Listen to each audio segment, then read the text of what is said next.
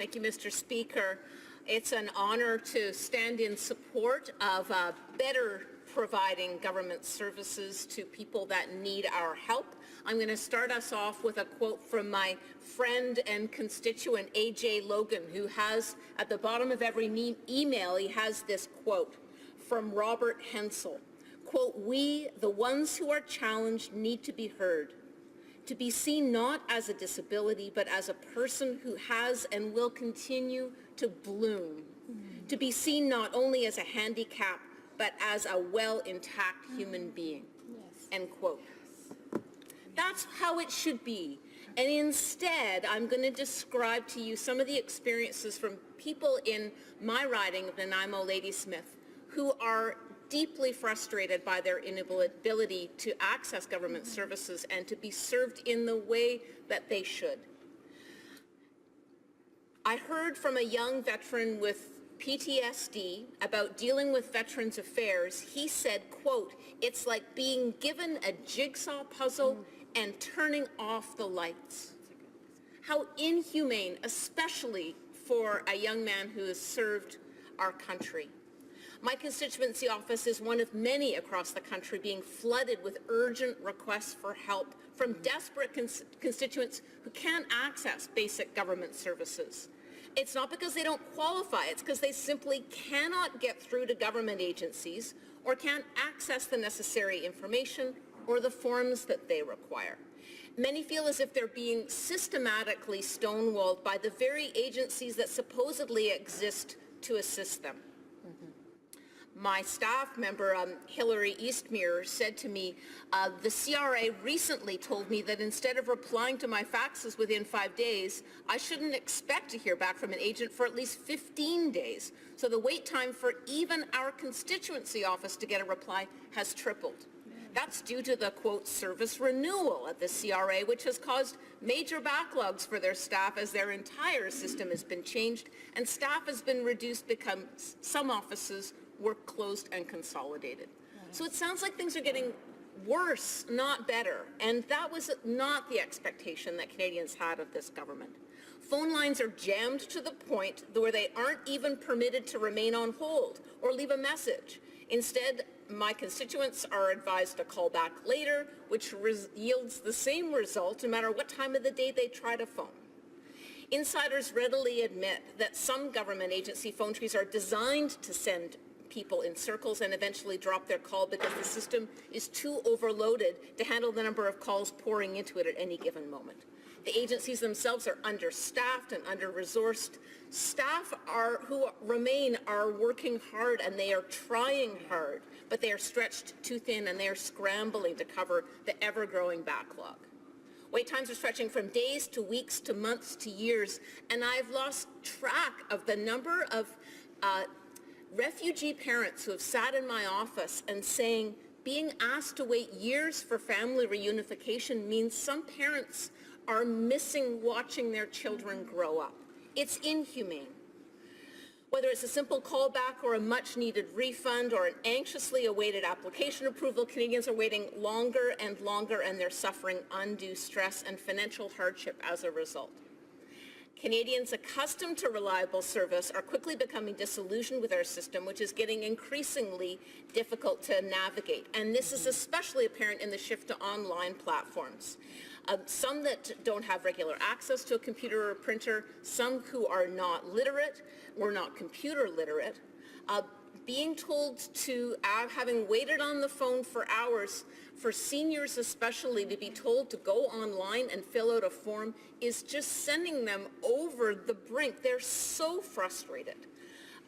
These are people with disabilities, seniors, low-income Canadians, exactly the people that often require the most support from our government agencies. So here's a quote from Freeman Dryden in Nanaimo. Quote, "We've been stymied by either lack of confirmations or the reception of refusal letters requesting all sorts of duplicate or impossible to find information. We've been made to fill out innumerable forms both on paper and online, and to date have had absolutely no contact with real people, nor any confirmation of the services we carefully applied for.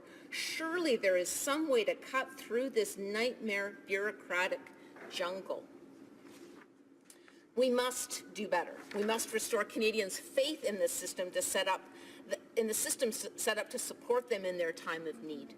We must invest in those frontline government agencies and the workers to improve accessibility, service delivery, and accountability. Now, federal legislation addresses the issue of disability across a number of different policy areas. For example, legislation that touches on disability has been enacted at the federal level in relation to employment, employment equity, skills training, education, income assistance, tax, health, transportation, housing, as well as recreation and culture. Many different ways. Canada Pension Plan disability, the disability tax credit, registered disability savings program, veterans disability pensions, and the Opportunities Fund all operate as standalone programs with distinct and separate application processes.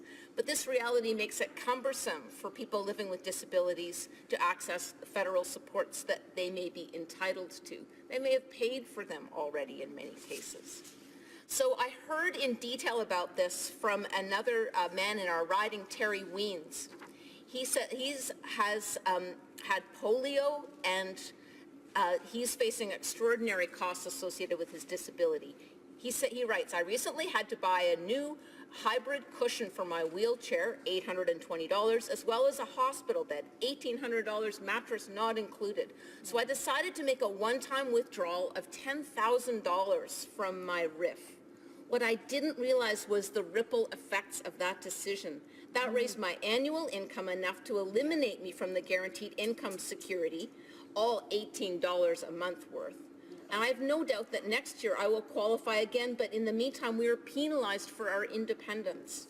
You can't really compare the income of an individual that is facing costs that the average person never sees. To add insult to injury, losing that GIS also cost me my premium medical services subsidy, another $420 a year, my opportunity for subsidized assisted living apartment, because GIS qualification is required for the subsidized program, and a cutback to my rental subsidy and doubling from $450 to $900 yearly of my pharmacare deductible. It is not the $18 a month payment, but the status of qualifying for GIS that is important. End quote. And thank you to Terry Weens of Nanaimo. It's a really long letter, and it's powerfully written, and it's maddening. And so in that context, my New Democrat colleague from Windsor-Tecumseh has proposed Bill C-348. It is so simple, it is so straightforward, and it is so humane to say we are not going to make every person applying for one of these programs prove again and again and again that they actually face a disability. We're going to have navigators that help these people understand and work through the programs the same way that veterans are asking for the same kind of navigation services, the same way that Veterans Affairs in Australia has put in place ages ago. For people to be supported by a strong social safety net, to be supported by a good government, and to be able to access the programs that they themselves have paid into. Bill C-348 is specifically designed to crack the nut on this problem. We believe that a person living with a disability should not have to demonstrate or prove their disability to the government more than one at a time. Anything more is unnecessarily punitive and disrespectful. It will cost the government nothing to fix this problem. So let us please vote together for Bill C-348 for humanity, for justice, and for the respect that people living with disabilities in our communities deserve. Thank you.